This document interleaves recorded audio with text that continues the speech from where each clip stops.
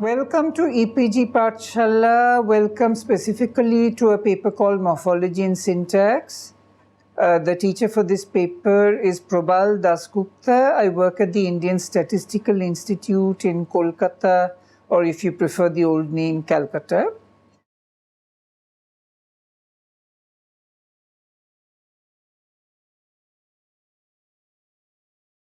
Morphology looks at what words are like. Syntax looks at what sentences are like. Morphology flows into syntax as you put the words together, first to make phrases and then to combine the phrases into sentences. You might, of course, be itching to ask the question, then how come you don't have three branches of linguistics, one covering words, one covering phrases, and one covering sentences? How come you cover phrases and sentences in a single branch called syntax? Why aren't there three branches? Morphology covering words, syntax covering sentences, and something else, call it phrase tax or whatever, that covers only phrases. That's a valid question. It's important to begin by asking valid questions. And if that has occurred to you, we are happy that that question has occurred to you. The reason why we don't have a separate branch of linguistics studying phrases and then another branch of linguistics studying sentences is that the mechanisms which put words together into bigger units acts in the same way when words are put together into phrases and when phrases are put together into sentences. What do we mean by this? For example, if you take two phrases like the quick brown fox and the phrase the lazy dog, and when you put these together to make up the bigger phrase, the quick brown fox and the lazy dog, you get a bigger phrase out of two smaller phrases. But did you notice what we did? We didn't simply put the two phrases together. We took the first phrase, the quick brown fox, and the second phrase, the lazy dog, and we joined them using some glue in the middle. What was the glue? The glue was the word and, which is called a conjunction. Not always, however. Sometimes two phrases are connected not by attaching words to them, but by attaching something else from the morphology, which is called an affix. For example, if you want to say in Hindi, Ram ke Pitaji, and you want to join that with a second phrase, Sita ki Mataji, you can join the two, of course, in the English style by using the conjunction or. You can say Ram ke Pitaji or Sita ki Mataji. Fine. Instead of that, you can also use a bit of morphology. You can use what is called a focal clitic bhi. You can say Ram ke Pitaji bhi, Sita ki Mataji bhi aaye hain. Now, when you do that, the two bhis which are attached to their respective phrases perform the task of joining the phrases together, even though there is no conjunction, there is no or. Notice that this is something English does not allow you to do. In English, you cannot attach something to the first phrase and something to the second phrase and say, look, I've now put the two phrases together and they've been conjoined. So in that kind of example, you see, morphology, in other words, the attachment of bhi, is performing the task of syntax, of putting two phrases together to make a bigger phrase. That is why when we do morphology and syntax, it is efficient to do the two subjects together, because morphology is concerned with words, syntax is concerned with putting words together, and sometimes the morphology spills over into putting words together. For example, suppose you have something like the good boy has run. Acha ladka daud chuka hai. Suppose instead of one good boy, you have a lot of good boys and you say, Achhe ladke daud chuke hain. Or in English, you want to say this by saying the good boy has run and the good boys have run. As you can see, putting the subject, the good boy, with the predicate has run together into the sentence, the good boy has run, involves the morphology, which looks at the fact that the good boy is a singular phrase headed by the singular noun boy, and the predicate has run is headed by the singular verb has. When you change the subject into the plural subject, the good boys, with the plural noun boys, likewise the predicate has to change. The head of the predicate stops being has, which is singular, and becomes have, which is plural. You do this in Hindi also. You get acha ladka, singular, daud chuka hai, singular chuka. And ache ladke, the good boys, daud chuke hain, with a chuke, which is plural, which is an exact translation of these English examples. Here you see that the morphology, which changes according to the number, also plays a role in putting the subject and the predicate together. So this is why we are teaching morphology and syntax together, but you need to understand at the very start that linguistics is concerned with putting these things together so that you get an account of how you know your language or what you know when you know your language. Even though you as a speaker do everything at the same time, you pronounce it, you understand it, you put the pieces together, and when you're speaking or understanding something, you don't distinguish the pronunciation from the meaning, from the combination of words and so on. Nonetheless, when we analyze what you're doing, we have to make these distinctions. So we begin not by teaching you how morphology and syntax are connected. We begin in the first module by just teaching morphology. And we look at the most elementary notions. We look at what a word is like, how one word is made from another word. In order to do that, you need to look at some examples. And we think it's best if you begin with some really crazy examples. That's why we want to take you to French. In French, when they say I go, you go, we go, you plural go, it comes out as je vais, tu vas, nous allons, vous allez. As you see, vais, va, allons, aller don't look like one verb at all. They look like completely different words. So French morphology answers the question, what do you need to say about French words when you're describing the French language? That is called French morphology. Now, why am I teaching you morphology? What is morphology in general? That answers the question, when you're describing language as a whole, what do you need to say about words in general? That is the subject called general morphology. General morphology answers the question, when you're describing language as a whole, what do you need to say about words in general? Now, you're not tuned into that question. You think about one language at a time quite naturally. So depending on your learning style, some of you will want to concentrate on your mother tongue. Some of you who are learning a different language like English or some foreign language will want to think about words in that language most of the time. Each of you will find your own mix among the two. We don't need any particular concentration. You can do both. You can look at either your language or at English. Now, since many people who are going to be following this course know Hindi Urdu, we are also giving Hindi Urdu examples. By Hindi Urdu, we mean the common core which is shared by Hindi and Urdu. We'll be calling it Hindi Urdu in this course. Now, look at the English data, sin and sinless, pain and painless, child and childless. As you can see, there's something going on here. Similarly, in Hindi Urdu, if you look at the data, guna and beguna, chara and bechara, fikr and befikr, you see roughly the same stuff, even though the words don't exactly match the English words. What exactly is going on here? Now, normally people say in English there is a suffix less. You attach the suffix less to sin and you get sinless. You attach it to pain and you get painless. Likewise, you say in Hindi there is a prefix be. You attach be to guna and you get beguna. Now, what do you mean by this? Think about the word sinless. When you say somebody is sinless, are you saying that person commits less sin than somebody else? Or are you saying the person commits no sin at all? Consider calling a person sinful. When you say someone is sinful, are you saying he or she is full of sin? If a sinful person is full of sin, then the opposite should be sin empty. But you never call a person sin empty, do you? Likewise, when you speak of a place as the northernmost point of Goa, Do you mean the most northern point of Goa? If you do, why don't you say Delhi is northern more than Nagpur? You don't say that, do you?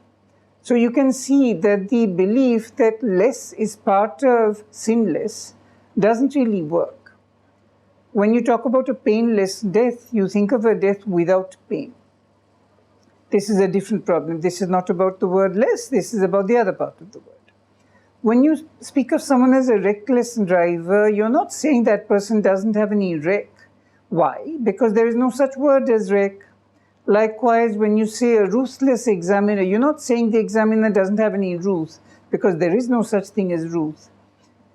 If somebody learns Hindi Urdu and learns the word Beokoof, I have learned the word Beokoof. I don't know if there is a word Wakoof or what the word Wakoof means. Do I have to learn the word Wakoof in order to learn Beokoof? No. It doesn't matter if there is a word Wakoof or not. Likewise, an author doesn't author even though a director directs. In author, even though is supposed to be a suffix, you're not accountable for what the rest of the word is like. This makes you realize slowly that a word is not made up of little words put together to make big words. It doesn't make sense to think of sinless as having the two words sin and less stitched together. You need to think of the whole thing as a whole, not in terms of little pieces. What does that mean? That means that even though English has the word less and Hindi doesn't have the word be, there is really no difference between Hindi beguna and its English equivalent sinless. Sinless depends very little on the word less. Beguna doesn't need there to be a word be in Hindi, and as you know, there is no word be in Hindi. If you think of big words as being made of little words, you're missing the point. Be is not a word. Less in sinless, even though it looks like the word less, is not the word less. Something different is going on. What is happening is that one word is formed from another word by a process. We call these things word formation processes. The whole subject matter of morphology is word formation processes. For example, if you have a noun in English, you can make up an adjective by attaching less to that noun. That's all there is to say. You're not referring to a separate word less when you do this. The noun means something and the adjective means devoid of that something. That is the second part of the statement. The first part of the word formation process says that you're attaching less to the X if X is a noun. And the second part says X means something and X less means devoid of that something. When you apply such a word formation process to a particular word like pain, pain counts as the X. So when you apply the word formation process to pain, you get painless by applying it. The left-hand side says X, pain matches that left-hand side. The right-hand side says X-less, so that comes out as painless. This is how things work. In the case of pain, painless, the meaning of pain is ache. Ache matches the something in the meaning statement. And painless matches devoid of ache, which matches devoid of something in the meaning statement. Now we move to how the morphology interacts with the pronunciation of the word. The pronunciation is studied in a branch of linguistics called phonology. Phonology, for our purposes in this module, has to do with some automatic adjustments which will slightly change the form that you're looking at. I'll give you an example from English to start with. In English, you know that you can take an adjective and make an adverb by attaching "ly" to it. From the adjective slow, you can make the adverb slowly. From the adjective rapid, you can make the adverb rapidly. From hasty, you can make hastily. This is easy, and by now you know how to write a word formation process for this. On the left-hand side, you will have X saying adjective. On the right-hand side, you will have X-ly saying adverb. That is very simple. You understand easily how to go from X to X-ly when it's a matter of words like rapid to rapidly and slow to slowly and hasty to hastily. Now let us look at a case where you need to understand where the phonology comes in. Consider the word simple. From simple, you're not supposed to get simply, right? From nimble or ample, you're not supposed to get nimbly or amply, right? Instead, you should get simply with a double L, amply with a double L, nimbly with a double L. But good heavens, nobody says that, do they? What is really happening, you see, is that speakers are trying to say simply, amply, and nimbly, but in fact they find they cannot say this. English stops them, English phonology stops them and automatically adjusts their pronunciation. So they end up saying simply, amply, nimbly with a single L. How do you say it in linguistics? You say that the morphology is trying to attach li, but the phonology makes an automatic adjustment when it sees that you're trying to do a double L. Because English doesn't allow a double L, the result is you get simply, amply, and nimbly. Now this is what we have to now say technically. So what happens is there's a word formation process for English that takes X, which is an adjective, and turns it into Xly, which is an adverb, where X means such and such, and the right-hand side of the rule means such and in such and such a fashion. Now that you can see that this second line of the word formation process statement, which talks about the meaning, is something fairly silly. It says something or such and such in such and such a fashion. You realize that there is no point repeating these inanities. So from this point onwards in the rest of the course, we will not show you the second line explicitly. But please understand that whenever there is a word formation process, there is in fact a second line covering the meaning. Just as the first line covers the form, the second line covers the meaning. Even though we are only showing you the form, remember at all times that the word formation process has an expression line showing the expression side and a content line, which we will not show from now on. That doesn't mean that we are dropping the second line. It simply means that we're going to treat it as obvious. Now, when you do exercises for the Hindi data and from the English data, you will need to, in the first part of this course, practice until you get all the details right. One of the difficulties that learners have in understanding how the morphology works and how the phonology works is they get the two mixed up. They feel like writing a word formation process for those words which end in L, like simple, and say, look, in this case, the morphology doesn't add li, it adds e. In other words, beginners want to write a process that says, if you have XL on the left, then you should have XLI on the right, adding only E, the E sound, which is written as I in the notation. Why we should not do that is because morphology and phonology do two separate jobs. Morphology is responsible for the overall shape of the word. It more or less gets the word right. Phonology is responsible for implementing the laws of the pronunciation. In the case of English, these laws include the fact that English doesn't allow a double L. When a speaker of English hears that Muslims use the name Allah for God, an ordinary speaker of English cannot say Allah. They will always say Allah with a single L. Likewise, if there is an Indian girl who meets a native speaker of English and says, hello, my name is Jilli, the speaker of English will say, hello, Jilli, because they can't say Jha and they can't say a double L, so they can't say Jilli. They adjust the Jha into the Jha that they can say and the double L into the single L that they can say. That is how phonology works for every language. In Hindi, for example, there is no double L problem. Hindi speakers easily say Jilli, Billi, and so on. So if a Hindi speaker is learning English, what tends to happen is a speaker learning that there is a word legal in English and trying to form an adverb is very naturally likely to say the adverb coming from legal is the word legally. And the speaker of Hindi needs to be taught, listen, in English one does not say legally with a double L. You have to make that a single L. You have to say legally.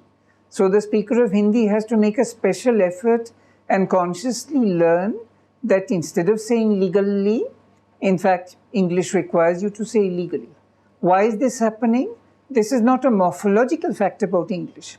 English morphology tries to make everybody, even native speakers of English, form the word legally from the adjective legal. But because of English phonology, which does not allow legally with a double L on the phonetic surface of English, the result is that a speaker of English will automatically say legally when they are trying to say legally. Now, for this very first time, although we will not normally show you how to do an exercise, for this absolutely first module, I think it's best if we do some hand-holding for you, okay? So, when you are going to do this for Hindi, guna and beguna, we want you to think carefully about what is happening. What is happening is guna, beguna, fikr, befikr, chara, bechara. What is happening is each time there is a noun in Hindi, you're going to call the noun X, and then you're going to make an adjective out of that noun. You're going to take the noun and attach a be to the left. So what your statement needs to say is that if there is a noun, call it X. You will write X and put square brackets on both sides of X. And at the bottom of the right-hand square bracket in very small letters, you will write either the full word noun or you will use a short form like capital N for noun. Now you'll have an arrow saying that we're going to do something to this noun whose shape is X. By X you mean anything. What are you going to do to that shape? You're going to attach a be to the left of the shape. You will perform prefixation of be to the noun. The way to write that is you write B-E capital X. We're using capital X for the variable. This is called a variable because the X can be anything. So small b, small e, capital X with a left bracket on the left. And to the right you have a right bracket under which as a subscript you're going to write A, short for adjective, or you'll write the full word adjective, depends on your conventions. You're welcome to write the full words noun and adjective, or the short forms N and A, or the short forms N and ADJ. That doesn't matter, provided you have a consistent use of the same convention. It doesn't really matter what convention you follow. We hope you understand that the conventions we are using in the material we are showing you in these lectures is not sacrosanct. It is not carved in stone. You're welcome to change the conventions to something that you find convenient. So as you see, for English, we had to write X and X less, whereas for Hindi, you will have to write X and be X, because Hindi puts the be material to the left of the variable, whereas English puts the less material to the right of the variable. We want you to appreciate that languages differ on many dimensions. Some differences between languages are morphological differences. The fact that English attaches less to the right of sin and gets the word sin less from sin, whereas Hindi attaches be to the left of guna and gets beguna from guna, not guna be. That is a morphological difference between Hindi and English, not a phonological difference. In contrast, when you look at the fact that Hindi allows words like Allah and Billi to keep their double L, whereas in English, a word like legal plus li comes out not as legally but as legally. That is a phonological difference between English and Hindi. When you try to learn each branch of linguistics, a lot of learning happens at the boundary between that branch and some other branch. So as you can see in this module, we are covering morphology, and we have to begin by showing you where morphology ends and phonology begins. In other parts of this paper, Morphology and Syntax, we will show you more about where syntax ends and morphology begins, or where morphology ends and syntax begins. Every branch of linguistics needs to be understood in relation to its neighbors. There are always boundaries to maintain. Certain things happen across these boundaries, so there are important relations that cross the boundaries. At the same time, you need to maintain the boundaries, otherwise you will get everything mixed up and not be able to do linguistics at all. One of the difficulties in learning linguistics, you see, this is something we need to stress in the very first module, is that we all know our mother tongue and often a couple of other languages. So we imagine that we understand how language works. The first thing you need to learn when you're doing linguistics is that our common sense understanding and of spontaneous knowledge that allows us to speak a language, in fact, does not work as a basis for a theoretical account of how it all works. In order to understand language as a linguist, you have to step back from your knowledge of the language, either as a native speaker or as a foreign speaker. You have to step back and take a look at your knowledge and break it up into bits and pieces. And this does not come naturally to us. No speaker without special training is able to say, I know this because I know the phonology of my mother tongue, I know that because I know the morphology of my mother tongue, I know that because I know the syntax of my mother tongue. These boundaries are not obvious at all. If they were obvious to ordinary speakers of a language, then there would be no need to invent linguistics. Linguistics would come for free every time you learn a language. But that is not how it happens. So when we show you these obvious facts, facts that you have known for a long time, like sin and sinless in English or guna and beguna in Hindi Urdu, you will think, why are they spending time showing us what is obvious? We want you to look at what is obvious to you so that you can begin to see what is not obvious. Before we end this module, it's a good idea to quickly rehearse what has happened this time. We began by telling you how morphology and syntax are connected, but we immediately showed you that to look at them clearly, you first have to disconnect them and study one thing at a time. So we began by looking at morphology separately, and that involved showing you how a word formation process takes one kind of word and makes another kind of word, and we gave you an example that in English you can take a noun and make an adjective from it by taking the noun and attaching less at the right-hand side. So you get sinless from sin. Likewise in Hindi, Urdu, you can take words like guna and chara and make adjectives from those nouns by attaching be on the left. So you get beguna and bechara. Now we immediately took you into the fact that morphology doesn't work on its own, it works with the phonology. So here we show you in this module how the morphology has something separate to say, how the phonology has something separate to say, but how the two combine to give you what look like a single knowledge of English or a single knowledge of Hindi. That is enough for the day. If you want to know more, you need to look at the e-text carefully. And although this particular e-text for the very first module doesn't suggest any further reading, in the rest of the paper you're going to find suggestions for further reading. Happy study.